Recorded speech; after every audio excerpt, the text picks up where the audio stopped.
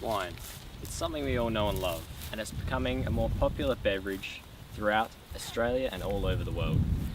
One of the reasons for this is through the introduction of new labelling, marketing, and branding techniques, which breathe new life into this age-old drink. Now, not only is this new era of design aiding in the popularity of wine, another trend is taking place. This is the switch between lower-end beverages such as beer to something with a higher perceived status and quality, which just happens to be wine. Now, this was made apparent between the years 2000 and 2005, where an 18.6% increase in sales of wine throughout bottle shops, supermarkets, and cellar doors boosted the industries of winemaking, graphic design, and marketing. So what does it take to create such designs, and why do they look the way they do? This has all come from years' worth of marketing research and consumer opinion. Also, many wine label designers admit to spending time reading wine articles and researching consumer preferences before creating a label design. In an interview with Karen Sedger, the managing director of a highly regarded Adelaide-based design company, she explained that her company is constantly researching, reading wine magazines, and subscribing to online national and international wine writers' blogs and magazines. She said that we also spend a lot of time in bottle shops looking at what the competitors are doing. Quentin Falkenberg, a local Barossa graphic designer, backs this up, as he believes, if you don't constantly seek out current trends and information, it makes it harder to design accordingly. It's all very well to design something wonderful and innovative, but if it can't be printed or applied, or doesn't appeal to the market, it's a wasted effort. So obtaining and, more importantly, adapting current knowledge is critical for its successful design. Graphic designers such as these explain that market research includes staying alert to trends in wine production, bottling, design, and advertising, such as the trend of including animals on labels in the mid-2000s. This is done by reading articles, as Karen explained, and even talking to past clients in such areas of work.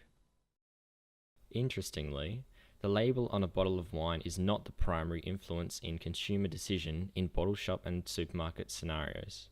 But then again, there is no defined primary factor. The main influences on people seem to be the type of wine, variety, and price. These factors vary in importance between buyers of differing demographic categories. A young millennial buyer tends to look based on price. An older buyer may consider variety or brand more important.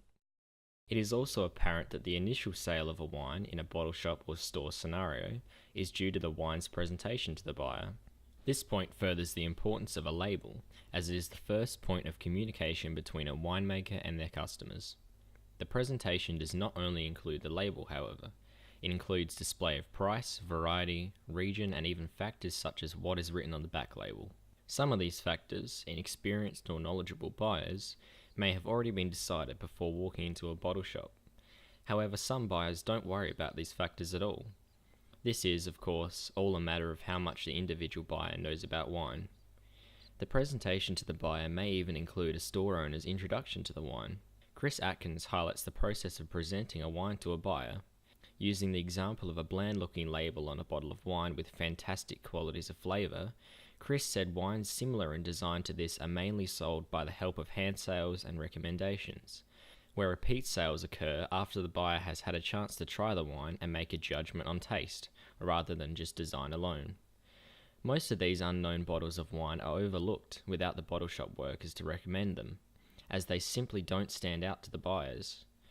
This point is also supported by the fact that the buyer cannot judge based on taste in a bottle shop, and must trust the presentation in order to buy the wine.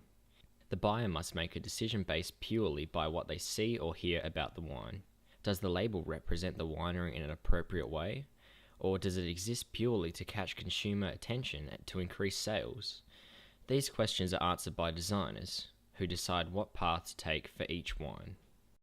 The difference between traditional and modern labels will also come into play in different ways with differing age categories, with divergent age ranges preferring traditional and modern design styles differently. People with different levels of wine knowledge will battle over the positives and negatives of each. Modern and bold label designs tend to appeal to the younger generation, but a number of drinkers from the baby boomer generation also follow such modern trends, trying to keep up with the times, and also doing so to have a fun time with such a beverage. This preference in style, of course, is subjective, as most people from older generations prefer a traditional style as it is a sign of quality and prestige, knowing that their experience with such a wine will be pleasant. The same applies for millennial drinkers. During situations at restaurants, wines with traditional and simple labels suit the occasion more appropriately and provide, once again, a safer experience with the wine. Safer meaning that they are taking less of a risk with the wine decision. Lowering risks in choosing wine, especially in situations where the wine is given to a friend, means that the chances of the recipient thinking negatively about your choice are lower. In general, when buyers are presented with different bottles of wine, all with differing labels, they tend to choose the more sophisticated looking or highest quality label as their favourite. This can be seen in a recent experiment, where 13 participants with differing levels of knowledge in wine were presented with such a scenario. 3 bottles of wine were presented, with 3 very different labels, but all with the same wine inside the bottle. 2 different types of buyers were identified from this experiment. One type identified the more sophisticated label C as it looks like a better wine due to its initial presentation. Some of the participants from this certain type of buyer chose this label because of its tradition, elegance, and sophistication. The next group liked the simpler labels A and B because they looked fun or they can have a good laugh about it. This difference in buyer preferences within a similar age group proves that different people buy wine for different reasons. Some may want a wine for a more enjoyable experience, and others may want a wine to drink with a high quality. Each respective buyer looks for different extrinsic cues. The hypothesis that the label or presentation of a wine influences the consumer's perception of quality and flavour in that wine was proven in this experiment, as the group that chose the wine with higher perceived quality noticed this point. These participants were looking specifically for signs of quality in the presentation of that wine. 2 of the participants spoke about their experience with the experiment, explaining what they liked about their chosen favourite label. These clips demonstrate the effect that the label and presentation of a wine will have even in a wine tasting scenario. So firstly, what did you find when coming in and look at the labels? What was your initial thoughts on the 3?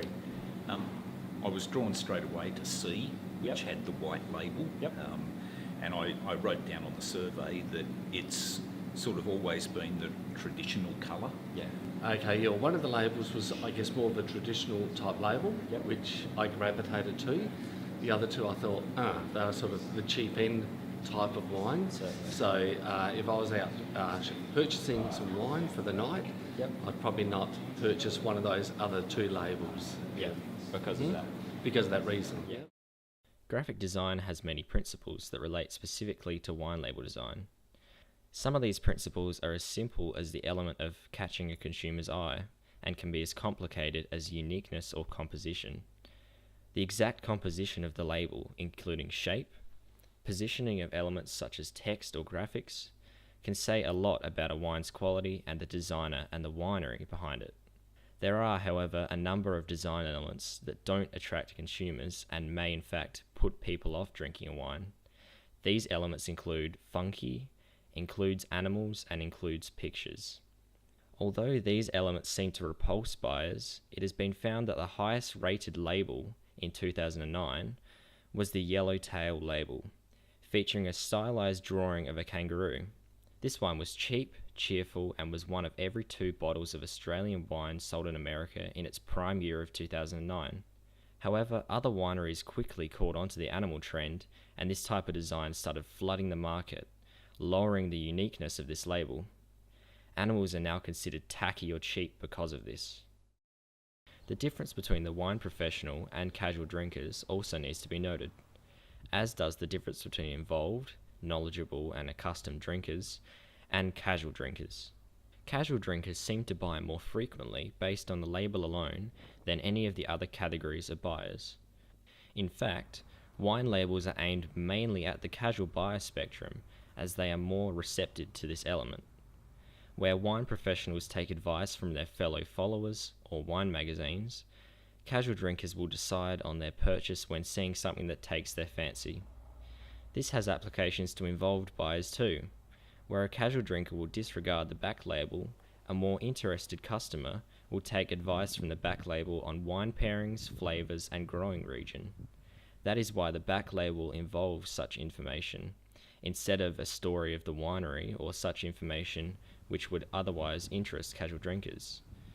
Casual drinkers have also been found to stick to a certain category or group of wines for safety in buying. For example, a certain winery's range of wines or a group of wines in a specific price and variety category. Through the introduction of new labelling and marketing techniques, wine has grown significantly in Australia in recent years. The label design industry has become competitive, as cheaper wines are striving for attention in bottle shops and supermarkets alike. Consumers take note of these design changes and will choose based on this factor after narrowing down a choice from other factors of price and variety. Designers of such labels have been hard at work researching their target audiences, whether that is in a certain age range or price range. All of these aspects are key in designing the right label for a certain winemaker or winery. After all, the initial sale of a wine is often due to its presentation to a casual buyer. A successful bottle presentation points towards success in sales and in the advancement of wineries due to this. So next time you go out with friends, go to the bottle shop or even to a wine tasting, take note of your favourite label. This label will be your favourite for a reason. Is it eye-catching, modern, traditional or prestigious? Your opinion of the label may even be the exact opinion that the designer wants you to have, by tailoring the label to your preferences in design. By becoming aware of such areas of design, you will be able to expand your knowledge to other forms of design, product and even marketing segments, and even to your knowledge of wine as a whole. My personal favourite wine is the 2012 Peter Lehmann Portrait Cabernet, as the shape of the label pairs perfectly with a splash of colour and scented composition. It's a definite favourite, and I've never even tried it.